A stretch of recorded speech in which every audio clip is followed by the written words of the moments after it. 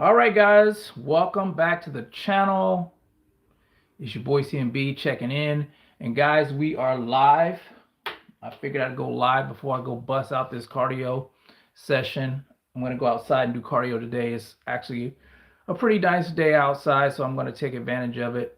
And honestly, I think it's important to maintain your physical health, especially the times that we're living in right now. A lot of people going through a lot of, I would say, mental health issues, and exercise and eating the right foods, in my opinion, can help with that a whole lot.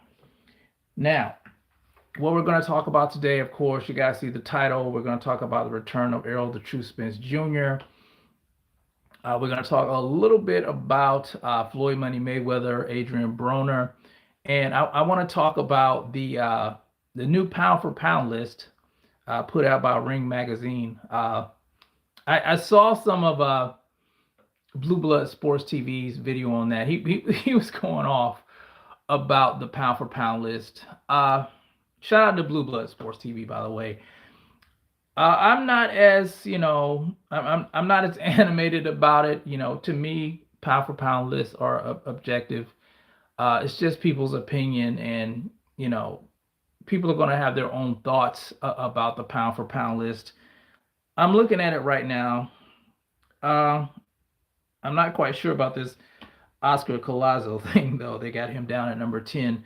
But let me show you guys. I don't know if you can see this. This is the rankings, the pound for pound rankings.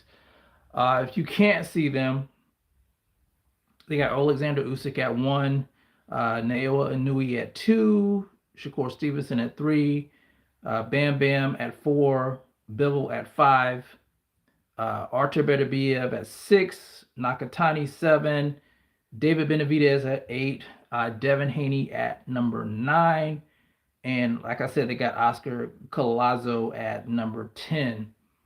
So let me give my thoughts on this. What would I change here? I think the first three, I would say, I could agree with the first three. I got that exactly the same. I think number 4, I think I would put Devin Haney at 4. I would put I would keep Bivol at 5. Uh, Beterbiev at 6. I would keep Nakatani at 7. I would put Bam Bam at 8, and I would put David Benavidez at number 9. Those are the changes that I would actually make to it. But like I said, I'm not going to get up in arms about it like some people. Some people are they're going to lose their minds over these pound for pound lists. And like I said, they're objective. But kind of interested in knowing what you guys think about the list.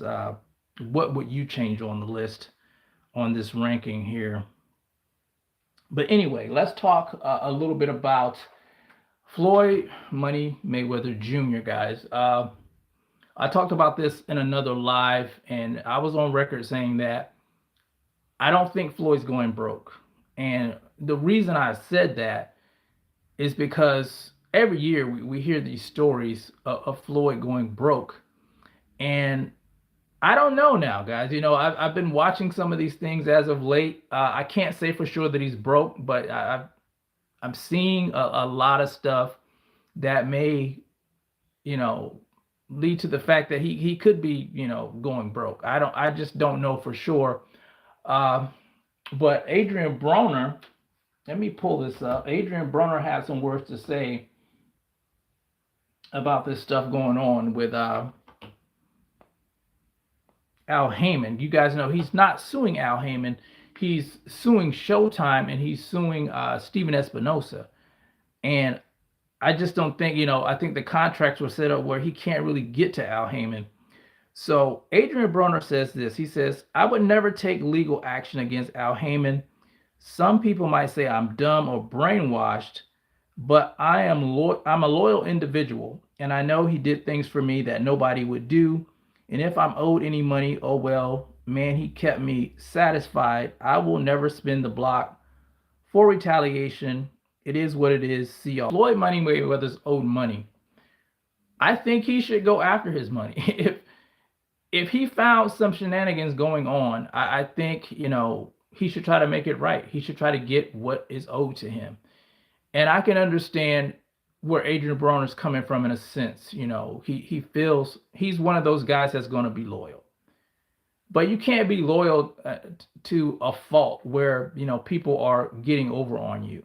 You always should keep eyes on your finances. No matter who it is. I know they love Al Heyman, but you still have to keep your own eyes on your money because people are able to get over on you. And just listening to his response, this is how a lot of these guys are able to get on these fighters. These advisors and a lot of these other individuals that are at the top of the sport. Excuse me, guys. So I just don't think it's a good thing for you to overlook stuff like that. People are going to get over on you when you let them get over on you. And it sounds like Floyd's not letting them get over. And, I can respect that, even though he had a tight relationship with Al Heyman. The guy wants his money. If he's owed money, he should get what he's owed. That's just what I'm saying. If you're owed money at your job, would you just, let it slide? Probably not. You're going to go after what's owed to you. Hey, what's going on, guys?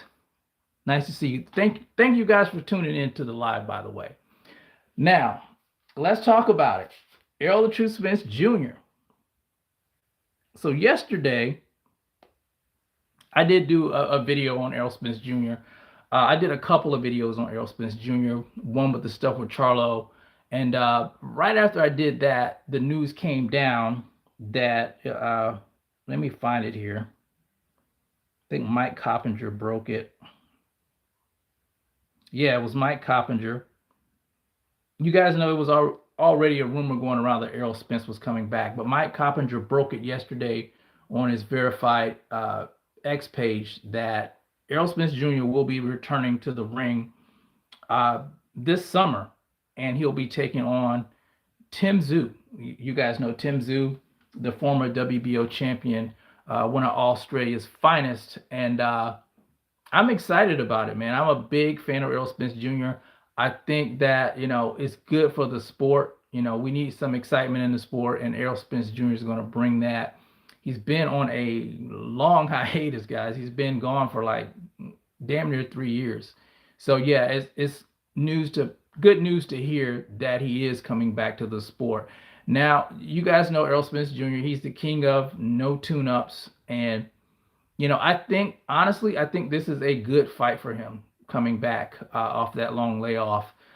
You guys know what he's going to bring to the table. I'm talking about Tim Tszyu. He's a pressure fighter. He's going to come straight ahead. He has power, I would say, in both hands. I think this is a good tailor-made fight for Errol Spence Jr. Errol Spence Jr., I think he's the more technical of the two. He has the superior jab.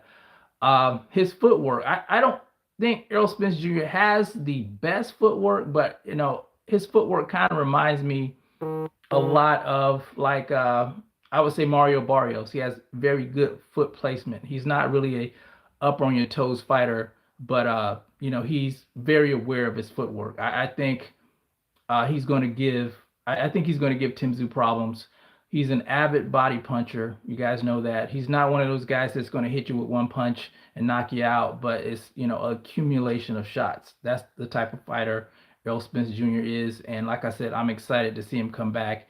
And I think this will be a good matchup for him, a good confidence building match since he's been gone so long. So I don't know what his, punch resistance is going to be like. I don't know who's training him, but we'll see what happens with that. But I think him going to 154, he has the opportunity now to become undisputed in that weight class if that's what he wants to do. He never got to do it at 147. You guys know that was the goal. It was derailed, of course, by none other than Terrence Bud Crawford. Put a boxing clinic on Errol Spence Jr. For those of you who are interested, I actually picked Crawford to win that fight A lot of people were mad at me because they knew I was a big Errol Spence Jr. fan. But after studying Crawford and what he had done, I picked Crawford for the win, and I got a lot of flack over that. And but it turned out exactly the way I thought it would. I was at the fight. I was on floor seats at the fight, and I was surrounded by a lot of Errol Spence Jr. fans. And when they found out, we were all talking, and when they found out that I picked Crawford to win, boy, they gave me the cold shoulder. And after that, of course, it happened. He got beat, and I still got the cold shoulder at the fight. Not saying that I don't like Errol. You guys know I'm a big Errol Spence Jr. fan. I've been to a lot of his fights. I've Ever since the El Campo fight, I went to all of his fights except for that one with Mikey Garcia, and that's because I was on a cruise, I think, that weekend, so I didn't get to watch the fight. But I think now it's time for him to come back. It's time for him. And let me say this: there are a lot of fights for him at 154, guys. A lot of fights. Of course, you have the champions. Xander Zayas, I think he's a unified champion. Sebastian Fundora, the WBC champion, who's going to be taking on Keith One Time Thurman pretty soon. And Josh Kelly, man, Josh Kelly, who just defeated Bakaram Mardazelev. That guy's a good fighter, man. I think that would be a great fight for Errol too. And of course, his former stablemate Jermell Charlo. I think people would really be entertained by that fight. And let me say this: I wish people would stop sleeping on Jermell Charlo. Say what you want about him, going up to 168, daring to be great, losing to Canelo Alvarez. You can't say he lost any titles at 154. He was pretty much stripped of everything. So, in all honesty, he's still the man to beat at 154.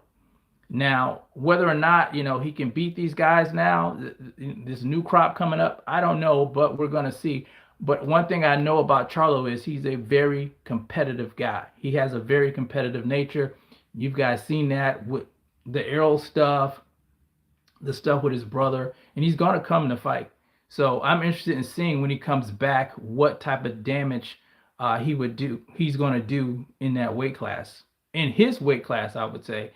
Of course, you have Jerron Ennis, Virgil Ortiz. I think they're finalizing their fight as well. So it's a lot of great fights to be made, and we'll see what happens at 154 pounds. What do you guys think? Hey, what's going on? Salute to everybody. We'll see, though. We'll see what happens with that. But I just wanted to come on here, guys, do a quick live. I got to go bust this cardio. But I'm glad Errol's back, man. I'm excited about it. What do you guys think about the Ryan Garcia fight? Ryan Garcia, and he's fighting Mario Barrios for the WBC title. I think I'll talk about that one in another live. That's coming up pretty soon. I'll give my opinion on that. But anyway, guys, thank y'all for tuning in. We'll be back with more content. If you hadn't checked out my videos, the last two I dropped, make sure you guys check that out. Don't forget, feel free to hit the like button, do whatever. But I'm going to go knock this cardio out. It's the CMB. I'll talk to you guys in the next one. And I'm out. Peace.